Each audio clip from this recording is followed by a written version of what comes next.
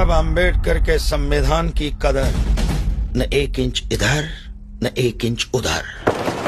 मुख्तार की कहानी सरकार समझ रही है कि हमने द एंड कर दिया। मुख्तार अंसारी की हत्या करने की साजिश को अंजाम दिया है। जेल में जबकि वो न्यायिक अभिरक्षा में होते हुए सरकार की ही कस्टडी में है। तो जो राजधर्म है उसकी हत्या हुई है। अब कोई इसे अपनी बहादुरी समझ ले तो अलग बात है, लेकिन ये तो सही है कि मुख्तार इस दुनिया में अब नहीं रहे।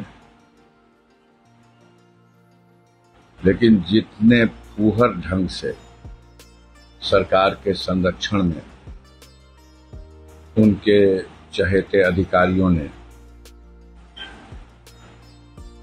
दुर्दांत अपराधियों को बचाने के लिए मुख्तार अंसारी की हत्या करने की साजिश को अंजाम दिया है। मुख्तार अंसारी की मौत जेल में हो गई। बीमारी से हो गई, हार्ट अटैक से हो गई या जहर देने से हो गई। बहस जारी है, बहस होगी भी। कोई भी मौत न्यायिक हिरासत में हो जाए तो यह भारतीय संविधान के हिसाब से गलत है और संविधान में इसके लिए सजा भी होनी चाहिए। होगी, बहुत ज्ञाता नहीं हूँ इसलिए इस पर नहीं जाता हूँ, लेकिन यह न्यायिक हिरासत में किसी का मौत हो जाना उचित नहीं है। यह एक नॉर्मली बात है और लगभग सब लोग जानते हैं, लेकिन बहस करते रहेंगे कि ये एक गंदा आदमी, गुंडा आदमी अगर न्यायिक हिरासत में उसकी हत्या कर दी जाए तो यह सही है। अरे हद हो गई। कैसे चलेगा फिर कानून, संविधान, लोकतंत्र, प्रजातंत्र?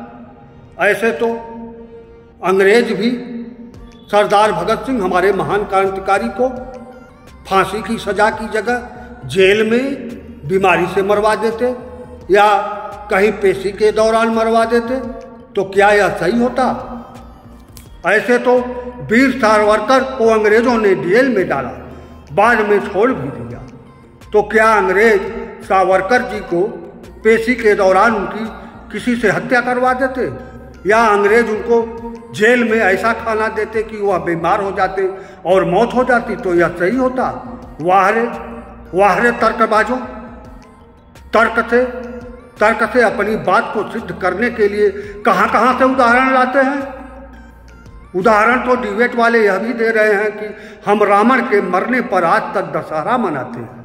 वाह रे तर्कबाजों, क्या यह वही युग है? क्या यह रावण युग है? हद हो गई। रहते हैं प्रजातंत्र में, रहते हैं आज 21वीं सदी में और उदाहरण देंगे आप रामायण काल का? हद हो गई।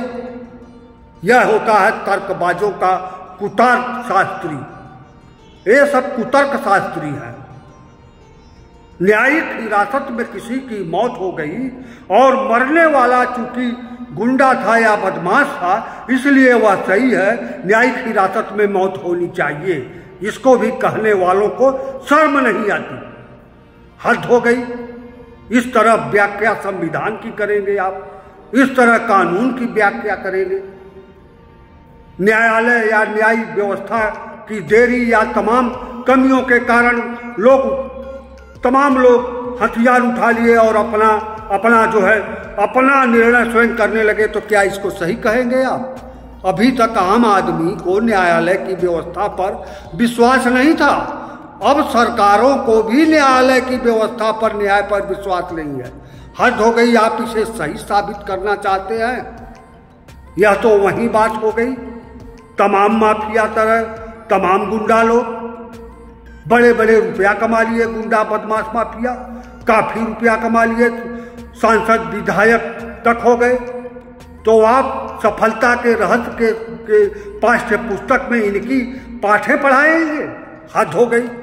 न्यायिक अभिरक्षा में एक गुंडे की मौत हो गई या सही हो गई, इसके लिए आप टीवी पर डिबेट कर रहे हैं और वो चाहते हैं कि आपको ऐतिहासिक पत्रकार का दर्जा दिया जाए। गलत बात गलत ही रहेगी। गुंडागर्दी से विधायक बनने वाले सांसद बनने वाले, मंत्री बनने वाले आदर्श नहीं हो सकते आदर्श समाज के। इसी तरह न्यायिक अभिरक्षा में कोई आपके शरण में है, उसकी मौत हो जाए इसे उचित नहीं कहा जा सकता, भले ही वह दुर्दांत अपराधी रहा हो। रंगा बिल्ला दुर्दांत अपराधी को फांसी की सजा दी गई। अफजाल अंसारी को सुशील कुमार शिंदे ने फांसी पर चढ़ाया, ना कि अदालत में मौत पेशी के दौरान उनकी मौत हुई, ना ही बीमारी के दौरान उनकी मौत हुई। हर चीज की न्यायिक व्यवस्था चलती रहती है, उसी को लोकतंत्र कहते हैं, उसी को प्रजातंत्र कहते हैं। लेकिन प्रजातंत्र में आपको तर्क से गलत को सही साबित करने का जो प्रयास होता है वह इतिहास के दोषी होते हैं। सुनिए, आप अफजाल का भी बात सुन लीजिए और एक फिल्म का ट्रेलर की भी बात सुन लीजिए, देखिए। आप चैनलों के माध्यम से सरकार ये चलवा रही है कि उनकी मौत कार्डियक अरेस्ट, हार्ट अटैक के हुई। प्रथम दृष्टया पोस्टमार्टम में ये कारण आया है। हम इसका खंडन नहीं करते, थोड़ी देर के लिए हम इसे मान लेते हैं कि उन्हें हार्ट अटैक भी आया है। तो उस परिस्थिति में उनको पहुंचाने के लिए मेरा या जो परिजनों का आरोप है उसी वजह से ऐसा हुआ। 19 तारीख को मुख्तार को जहर दिया गया, जेल में खाने में मिलाकर जहर दिया गया। मुख्तार ने खुद इसकी कंप्लेन न्यायालय में कराई, उनके वकील ने हमें भी बताया। हमने खुद जेल सुपरिटेंडेंट से टेलीफोन से बात की और उसने बताया कि हाँ तबीयत खराब है। हम लोग डॉक्टर भी दो डॉक्टरों का पैनल बाहर से भी मंगाया है और जेल का डॉक्टर, ये 3 डॉक्टर उनका इलाज कर रहे हैं। हमारी ये वार्ता 20 तारीख को हुई है और उन्होंने कहा कि वो ठीक हो जाएंगे। हमने उनसे अपनी बातचीत में ये कहा है कि उनको जहर दिया गया है और इससे पहले भी उनके बैरिक का खाना चेक करने वाले जेल के कर्मचारी बंदी रक्षक को भी इस जहर का असर हो गया था। जेल में डिप्टी जेलर जो उनकी जेल का बैरिक का इंचार्ज है, उसने भी एक दिन खाना चेक किया और उस जहरीले खाने को खा करके वो बीमार हो गया था। और ये दोनों भी, इनकी जान बची है, हॉस्पिटल में 5 दिन एडमिट रहे हैं तब। और अब की बार ये जहर मुख्तार को भी खिला दिया गया धोखे से, तो इनको एडमिट करा दीजिए।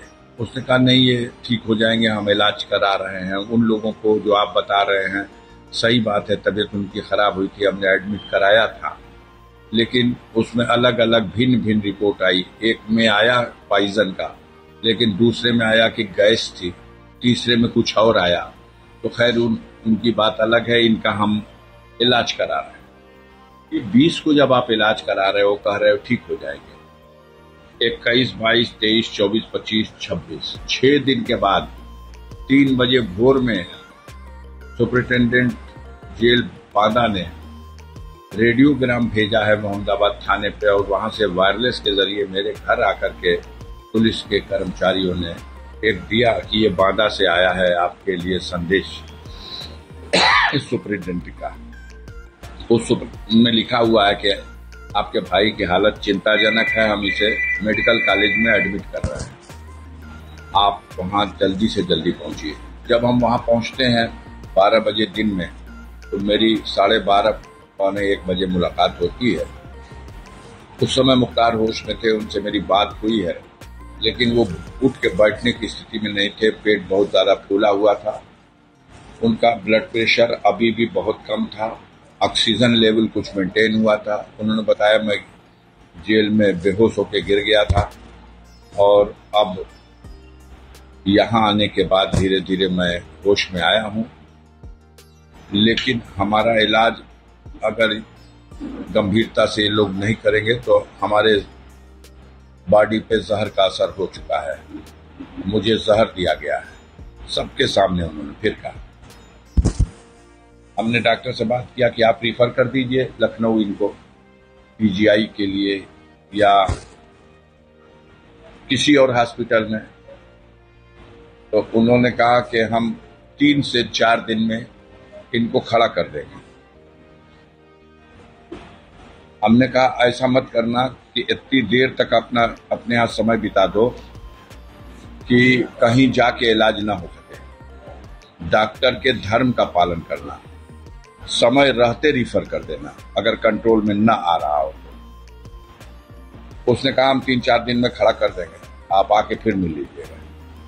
और मैं वहां से चला और 2 घंटा हम सफर किए होंगे, इलाहाबाद क्रॉस कर गए, जब तक मुझे वहां वकील ने टेलीफोन किया कि भैया फिर मुख्तार भैया को लोग जेल भेज रहे हैं। हमने कहा क्या हुआ? तो सारे डॉक्टरों से लिखवाया गया है, कुछ सादे लिबास में अधिकारी आए हैं और सबसे लिखवा लिया है कि मुख्तार फिट है, मेडिकली फिट है, इन्हें स्वास्थ्य की लाभ की कोई आवश्यकता नहीं है, इनके शरीर में फिलहाल कोई रोग नहीं है, फिट। और व्हील चेयर पे बैठा के उनको व्हील चेयर ढंगरा के ले आके एम्बुलेंस में लाद के सुबह में 4 बजे हॉस्पिटल में एडमिट किया जाता है और आईसीयू में डाला जाता है जहां क्रिटिकल पोजीशन में मरीज हो। 6 घंटा इलाज के बाद